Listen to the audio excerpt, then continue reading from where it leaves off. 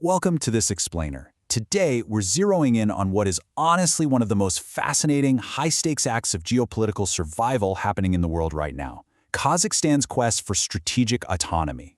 I want you to imagine a tightrope walker, suspended thousands of feet in the air, trying to perfectly balance a really heavy pole while the winds are just constantly shifting around them. That is exactly what Kazakhstan has been doing every single day since its independence in 1991.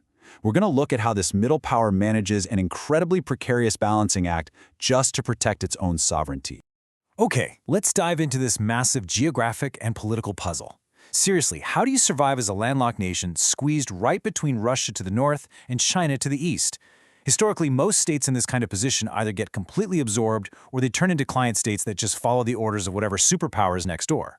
But, as we'll see, Kazakhstan has taken a vastly different, highly strategic path to ensure it doesn't just survive, but actively carves out its own independent future.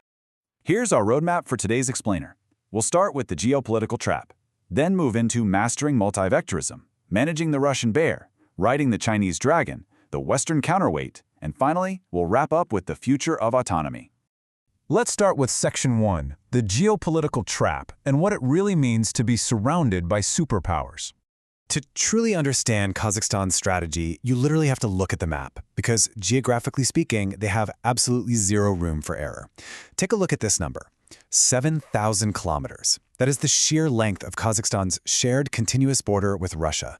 It's actually one of the longest land borders in the entire world.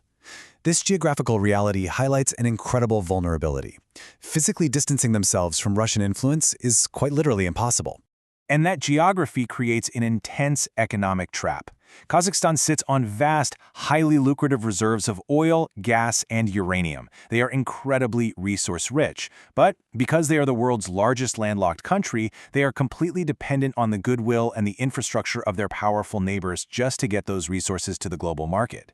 Their entire national wealth depends entirely on keeping the surrounding giants happy. Which brings us to Section 2, mastering multivectorism, the juggler strategy. So how exactly do they survive this trap? Well, through a brilliantly complex solution. On paper, this concept of multivectorism sounds pretty straightforward. You develop friendly, predictable relations with all major world powers to maintain your sovereignty. But in practice, this is a highly sophisticated defense mechanism. Instead of picking a side, like forming an exclusive alliance with Russia or pivoting entirely to China, Kazakhstan actively embraces all of them. This strategy relies heavily on a concept developed by scholar Evelyn Goh called omni-enmeshment. Basically, by embedding deeply within the international system, Kazakhstan deliberately tangles all the great powers together right inside its own borders. They invite Russian security partnerships, Chinese infrastructure projects, and American energy investments, all at the exact same time. By creating these overlapping spheres of influence, they ensure that no single power can ever completely dominate them. Why? Because confronting Kazakhstan would mean stepping on the toes of all the other global powers operating there. Now, this external juggling act is backed up by a massive internal shift. Just look at the contrast here. Back in 1989, right before the Soviet collapse, ethnic Kazakhs and ethnic Russians were almost completely equal in population. But today, thanks to a higher birth rate and the return of ethnic Kazakhs from abroad, over 70% of the population is ethnic Kazakh. This demographic shift has allowed the government to slowly and carefully build a distinct national identity, often referred to as Kazakhstanism, that firmly separates them from their Soviet past. Let's look closer at that in Section 3, managing the Russian bear and distancing from the Soviet past. Managing their most historically dominant neighbor requires a very delicate touch. They have to slowly distance themselves from that Soviet era without provoking an aggressive response. And this alphabet timeline is a perfect visual representation of that pivot. Up until the 1920s, they used Arabic script. Then, the Soviets introduced Latin script, only to force the shift to Cyrillic in 1940 to align with Moscow. But in 2017, Kazakhstan officially announced a phased transition back to the Latin alphabet, aiming for the 2030s. This isn't just a linguistic update, it is a highly deliberate cultural and geopolitical pivot away from Russian influence and towards broader global and Turkic integration. But look, this kind of distancing definitely comes with tension. Take a look at this quote from Russian President Vladimir Putin in 2014.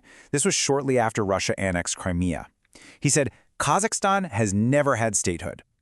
Statements like that sent shockwaves through the post-Soviet region.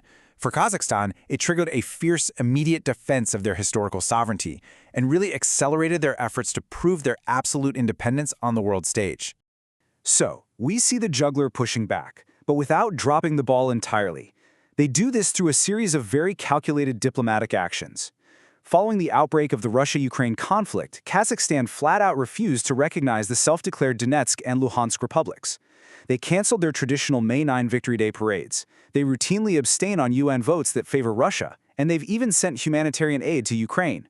They are signaling to Moscow very clearly that they are an independent partner, not a subordinate. However, the danger of pushing too hard is immense. Just look at this breakdown. The Russian Caspian Pipeline Consortium controls about 80% of Kazakhstan's oil transport. Moscow holds massive economic leverage over them, and they've temporarily suspended this pipeline in the past, citing quote-unquote technical issues. Of course, that's universally understood by analysts as a thinly veiled warning about the high cost of straying too far from Moscow's orbit. Moving on to Section 4, Riding the Chinese Dragon and the Dilemma of the Belt and Road. Just as they manage Russia, Kazakhstan also has to handle the immense economic gravity of China, which presents its own entirely unique set of dilemmas. To really grasp China's footprint here, check out this staggering number. By 2017, China had pumped nearly $30 billion into Kazakhstan's oil, mining, and transportation sectors.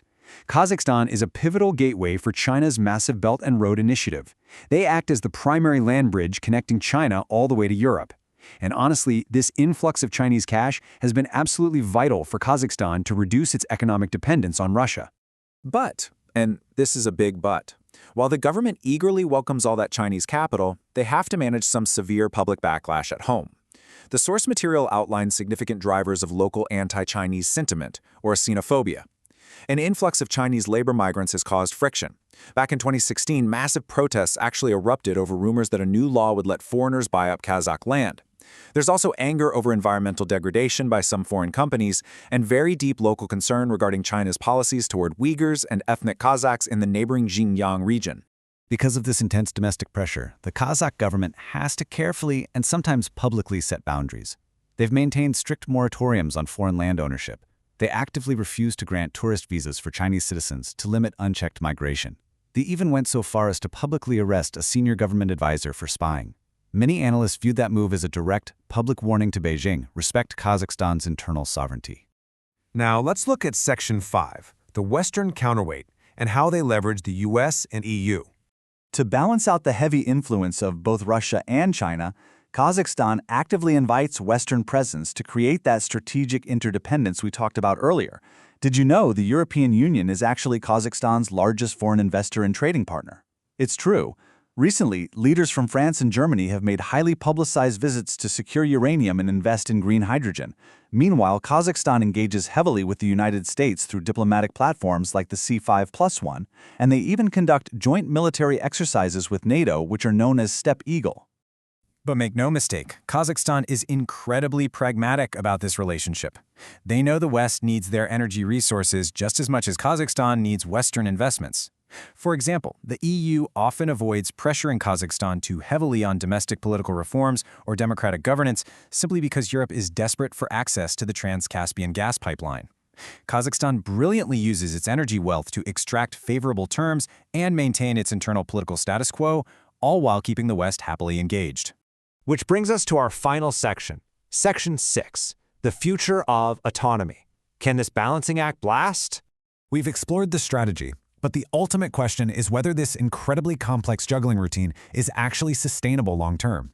This quote from the source material really hits the nail on the head. Why does this all matter to you? Because it proves that smaller nations aren't just helpless pawns on a chessboard. Multivectorism isn't about Kazakhstan trying to achieve global dominance. It's a form of relative power. It is a highly rational, pragmatic survival strategy that allows a structurally weaker state to remain independent, even when completely surrounded by massive asymmetrical relationships. It's literally about using everyone's competing interests to protect your own front door. But, you know, the geopolitical winds are blowing harder than ever right now. As the global order shifts and these neighboring superpowers grow more assertive, the pressure on Kazakhstan is mounting exponentially. So the ultimate question we want to leave you with today is this. As the world polarizes, can the juggler really continue to keep all the balls in the air? or will they eventually be forced to catch one and let the others fall? Thank you for joining us as we explored the source material on this incredible geopolitical tightrope.